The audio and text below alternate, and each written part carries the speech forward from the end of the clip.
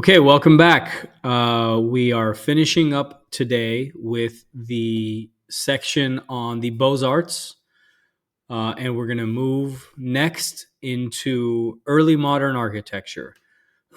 For our last push for the semester, which will cover the early modern architecture, it'll cover mid-century modern architecture, late modern, postmodern, and then contemporary work, which will all unfold in a period of about 120 years, starting in about the early 20th century.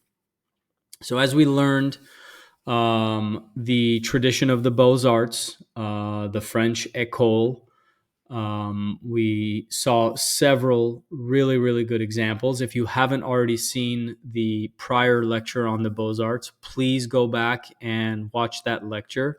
In fact, most of the exam will come from the prior lecture's slides. I will say that the one and only building we're going to be talking about here today is the building that you're looking at here, which is the New York Metropolitan Museum. But that will also be one of the buildings on your exam, which will open tomorrow morning. I'm recording this lecture on Wednesday evening. The exam opens Thursday morning, and we'll go through. It's set for Saturday, but I will extend that 24 hours for you all through Sunday. The reason I've chosen this project is because, first and foremost, it's a quintessential example of the Beaux-Arts architectural tradition. There are just several outstanding things that Richard Morris Hunt and architects that came after him have done in this building, which is, we call it a building, but really it's a series of buildings, and I'll explain the development of the New York Metropolitan Museum during the lecture here. But it's a fine example of the Beaux-Arts. It's I would say probably Richard Morris Hunt's greatest work. It comes at a time period in his life where we see architects do a lot of their master works and achieve their sort of greatest architectural designs, which is not in the beginning of his career, but towards the middle end of his career, when he's got broad experience. He's built all across New York State and eastern United States. He's really refined his skills and has come to find what the Beaux-Arts craft meant to him as an American architect, and is really defining American architecture for us at the tail end of the 19th century. So the New York City Met Museum, for those of you who are unfamiliar with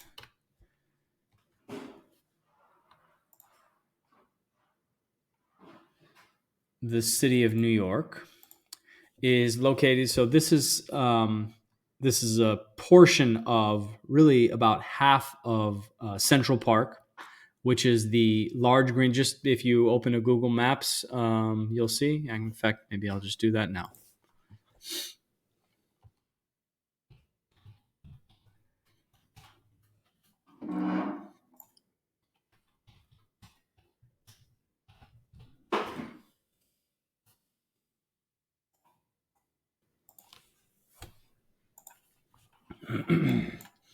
So Manhattan, New York has the 5 boroughs, which we won't get into, but the island of Manhattan is defined by its sort of north-south axes, if you will. It's kind of linear in the north-south direction. And this large, kind of miraculously undeveloped, deliberate designed architectural and landscape architectural designed space here in the middle, which has remained for centuries now, a vast open space in the middle of the densest pocket of urban condition in the United States is Central Park. So this entire portion of the island is Central Park. The buildings we're looking at, or the building specifically that we're looking at, is the Metropolitan Museum of Art, which is defined by the east end of Central Park, which is also Fifth Avenue. And really has two faces, but the most public face is the most memorable and well-known facade is Richard Morris Hunt's, what is considered the east wing of the Met Museum. And it's considered the east wing because the museum, which we'll learn about here in just a second, starts here and then develops the east wing, which is Richard Morris Hunt's, and then we have a north and a south wing that are developed, and then we have a wrap that gets added later on. So just to kind of orient you when you're looking at these plans. So end of the 19th century, lots of changes happening, obviously in the United States, in New York in particular, and they come up with the brilliant idea to develop an art museum that can become one of the greatest museums in the world, that can rival the Louvre and St. Petersburg and Berlin and some of the other famous museums across the globe. So we start really with the Vaux and Mold are the original architects of the Met Museum. And they actually begin. I'm going to share this. It's an 88-page PDF document, which is really the history of the Metropolitan Museum, a really kind of like academic, but also image-rich publication that they put together in 1995 to mark the 125th anniversary of the founding of the museum. The museum wasn't originally on this site. It came to this site around about 1874 when Vaux and Mold build really the first building, and I'll show that here in a minute. But I'm going to post this file to Canvas if any of you are interested. It's a really, really good document. There's Richard Morris Hunt sketches, there's McKim, Mead, and White sketches, there's Kevin Roche, John Dinkeloo models and sketches, and it really shows the architects thinking and working with the museum, the curators, as well as the museum board to develop designs of additions and expansions to the museum over its 125-year history. What I wanted to show was one of the original master plan drawings, which is done during Burnham's era. Just before Richard Morris Hunt's era. And this is a drawing that they've done, that they make in 1880, and it's really speculating 110 years later in 1990, which is now 30 years behind us, what the museum may expand to become. So this is the original building that's built, and again, that's the Vaux and Mold Victorian and Gothic 1874, what was called then the Picture Gallery. So we start with that. Morris Hunt adds this, what is referred to as the East Wing. McKim, Mead, and White add what come to be known as the South Wing, the North Wing, and then expand the museum slightly westward into Central Park. And then Kevin Roche and John Dinkeloo in the 70s and 80s come along and develop the sort of postmodern addition to the museum along the west end of the museum. So I wanted to show, so this is what is there at the time. Our hero of the day, Richard Morris Hunt, is brought on board to expand the museum and really address what wasn't addressed in the Vaux and Mold solution, which is that it doesn't provide a prominent entrance on Fifth Avenue to bring the public in, so that the museum is clearly set in a public setting. It's in Central Park and it is in a public setting, but it doesn't have a grand prominent entrance. So what better era of architecture than the Beaux-Arts to give a building a grand, prominent front facade.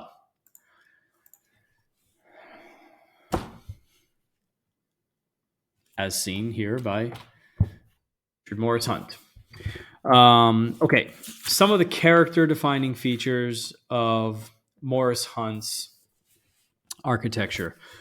Clearly, one of the first things that you should be reading when you see this image and when you see this work of architecture are the three grand arched openings that define the entryway. Symmetrical relative to center, one right, one left, flanked on either side, symmetrically distanced. Orderly in terms of the consistent height of the arches. So there isn't a hierarchy established, a more civic gesture, if you will, that Morris Hunt is giving us. The paired columns are a clear character defining feature of Morris Hunt's Met Museum, the East Wing of the Met Museum. And we've seen paired columns. We've seen paired columns quite a bit on prior buildings. What we haven't seen is the intercolumniation be given such sort of liberal spacing when using paired columns in a facade. So that's a kind of a unique thing that Morris Hunt is doing that certainly no other American architects are doing at this time. And I'm not sure that we're seeing maybe the Vittorino, but rare to see that kind of sort of excessive space in the intercolumniation with the paired columns of the front facade. You should also be reading a clear kind of a horizontal orientation. Both the pediment, or I should say the entablature above, which is a rather tall entablature in terms of its proportion. It's certainly not, I wouldn't define it as small. But it is actually quite simple and restrained, which if there's anything about this work of architecture that is out of character with the Beaux-Arts, it's that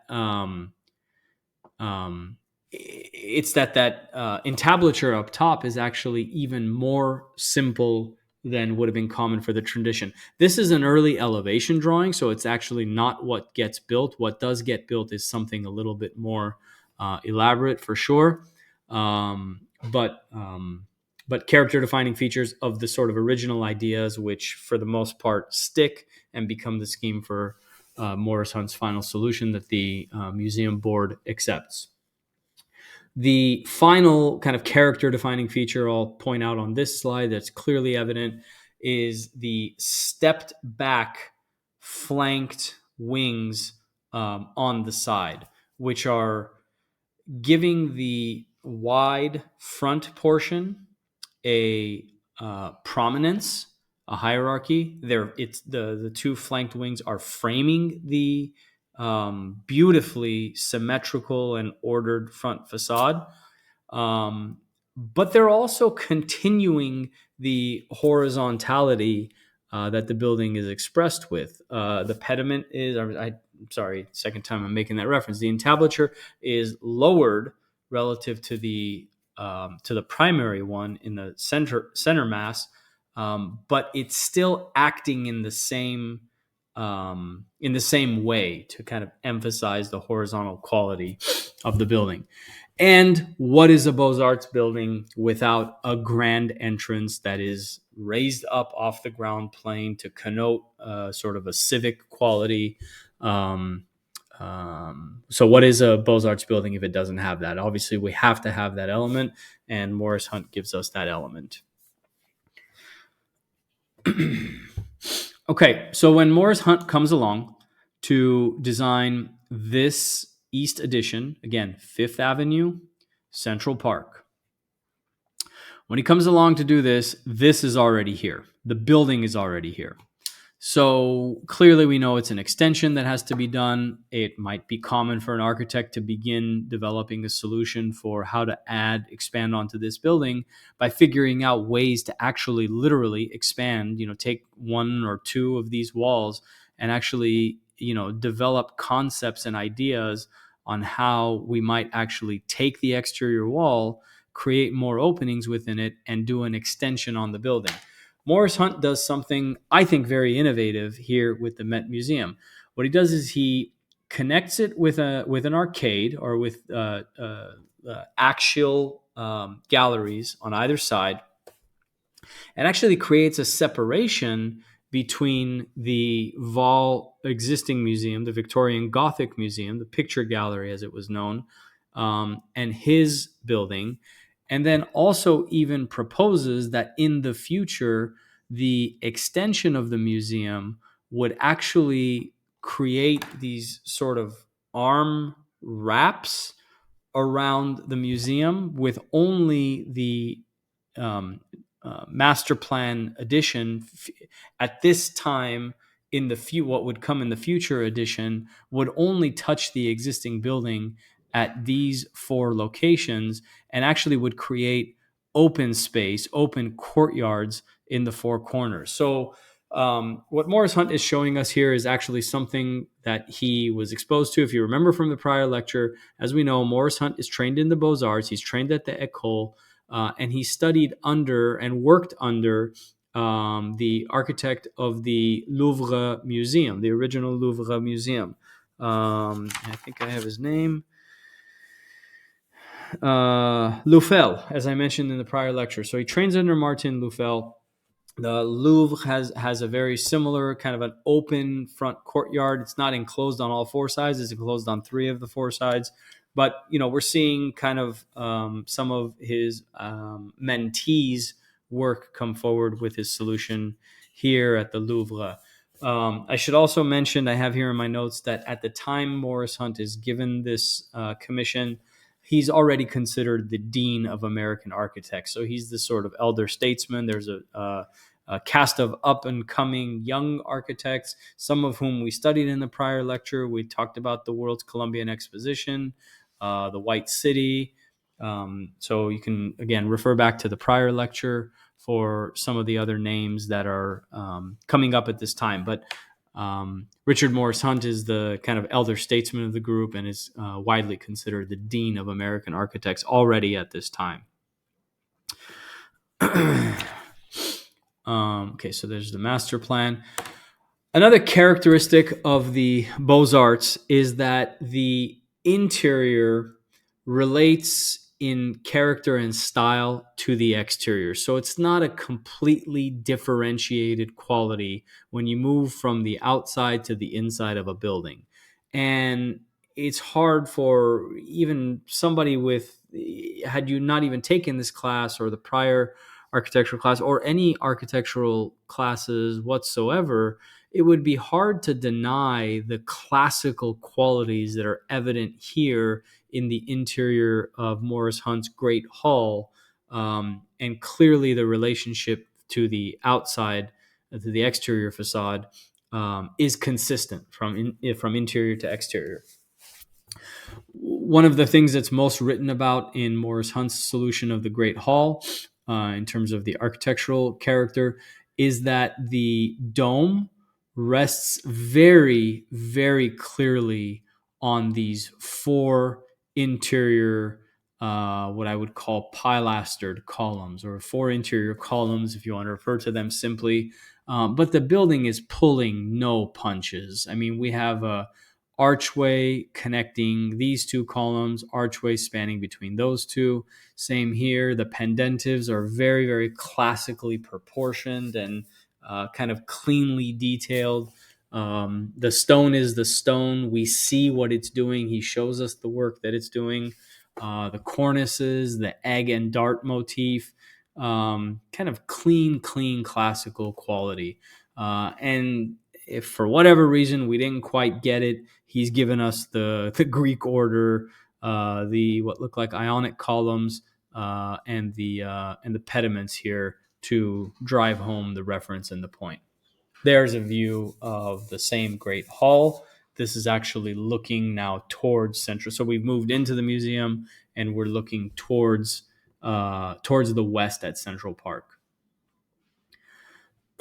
So this is basically what happens well after Morris Hunt. So this is showing both the the Beaux-Arts Richard Morris Hunt solution, which is this solution, and then along come McKim, Mead, and White about 20 years later, and develop the south wing and the east wing. The retrospective that the museum had published. Again, this is a fantastic, fantastic document, and I did say I would post this to files for you guys to look at and peruse at your convenience. But we here, I'll share this. So these are like what they're showing us here is Richard Morris Hunt's initial ideas or sketches that he basically comes back to the board and proposes in the very, very beginning of the design process. So this is what he kind of develops as the first sort of iteration. It's a clean, it's still, let's pick out elements that are consistent. He's still raising the ground plane. So he still has a portico.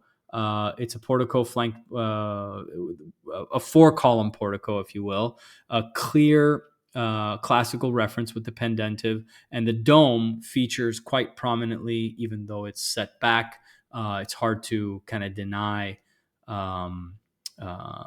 the grandness of the dome in this original sketch. And obviously the dome doesn't stick. Neither does the central single portico, and really neither does the pedimented front facade. But there are elements that maintain, which is that there's a central opening, raised ground plane, and a nice portico, a decorative portico to define the entrance. Obviously, that'll end up being wider and even slightly deeper. You can see version 2. So he's kind of playing with an offset primary archway, entry archway. But the Beaux-Arts style, which you can see starting here, is starting to articulate itself even more here. This is where the notion of the horizontal plane begins, and then that gets him here. The one thing I would say that's unique about this sketch is that it doesn't emphasize the horizontal as much as what was in the end actually built, and that's because the verticals here, where he has the paired columns and the entablature that sits on top, he interrupts the upper entablature, but with a vertical element that sits on top of the lower entablature that is supported by the paired columns. And just that simple notion of kind of pulling this forward and interrupting the horizontal plane really takes away, I think, from the real horizontal quality that we see in, really in this elevation sketch is when you see it most clearly. Oh, but I was going to go to the later edition, which is the McKim. So McKim, Mead, and White happens in. So Morris Hunt is doing his work in 1894. McKim, Mead, and White are doing their work from 1904 through 1926. So it's really a span of 30 years between their work. But you see kind of development character sketches. This is the south wing here. Here's Richard Morris Hunt's east wing, and then McKim, Mead, and White's extension. And then this is the opposite side. So this is, like I said, a really good document. It's welcome to look through it. So what this is showing is the McKim, Mead, and White south wing, north wing have been built. Obviously, Morris Hunt's east wing has been built. The Victorian Gothic original is obviously still intact. The courtyards have become enclosed, and Kevin Roche and John Dinkeloo have done the modern edition, which effectively wraps. I'm not sure if these are part of the Kevin Roche and Dinkeloo. I think they might be. So it might be all of this was added by our modernist friends Kevin Roche and John Dinkeloo. So there's a view looking sort of oblique at that primary facade. Corinthian columns, highly, highly elaborate cornices and pediments. You can see the kind of over-the-top playfulness of the upper primary cornice here. And I guess what I wanted to also just reiterate once more is the sort of 5 primary characteristic elements of the Beaux-Arts. Symmetry. You can establish a clear vertical line here, and we can see the symmetrical nature of the facade, but also even of the facade parts.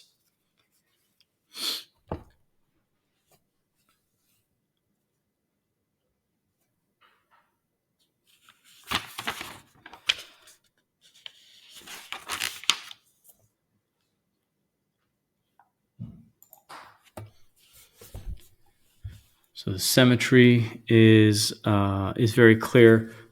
Order, the sort of organized quality of it, the paired columns tell us really where center is. The horizontal line is a consistent, orderly horizontal line. Even the way the upper transom windows are broken up is in an orderly fashion, a clear kind of a central section with equal wings on either side. And even the relief pattern here. So symmetry, order, formal design. It's hard to deny that whether we knew this was a museum or a civic building or not, as we would pass by, there's a very clear formal quality to it. Probably most defined by the scale of the building, I would say. The fact that it clearly transcends human scale. It has a very, very grand sort of a prominence along Fifth Avenue here. There's a formal quality to it. Also, the white, the absence of color, I think helps enhance the formal quality. And we've come quite a long way from Michelangelo and L'Ospedale, but if you remember the roundel details that Michelangelo used here, Morris Hunt is using the same detailing here, flanking the arches on either side, and then the sort of highly, highly decorative voussoirs that he's using at the top of the arch, which is really intended to be the capstone that kind of holds the arch in place, but here it's really serving a decorative purpose and not really a structural purpose. Symmetry, order, formal design, grandiose. The key giveaway is Corinthian column. Usually what comes with a Corinthian column is grandiose design. It's the sort of most formal of the orders. It always kind of comes with all of the accessories and kits and parts that come with grandiose, highly formal design. So symmetry, order, formal design, grandiose, and elaborate ornamentation. And you need to look no further than the upper cornice and the entablature and the cornice here down below to get a clear sense of the highly ornate nature of Morris Hunt's architecture here at the Met Museum. So that's all I have. This is the end of the Beaux-Arts. Thank you for paying attention. Thank you for taking an interest in the work. I've been receiving the emails and I'm seeing the comments. Please continue to share your thoughts and ideas about the Beaux-Arts. And again, remember, if you're finishing this lecture and you haven't yet watched the first lecture on the Beaux-Arts, that's what I was posted earlier this week. Please make sure and watch that before you take the exam, which will be open Thursday morning. I'm recording this Wednesday night, so it'll be open tomorrow morning. Thursday morning, I believe at 7 o'clock is when it opens. It's set to close on Saturday at midnight, but I'm going to extend that one extra day for you all, so it won't be due until Sunday midnight. But please continue to write well as you've been doing on your prior exams and your essays. I look forward to your thoughts on or your writing on the Beaux-Arts architecture. And we will pick up with modernism next week. Thank you.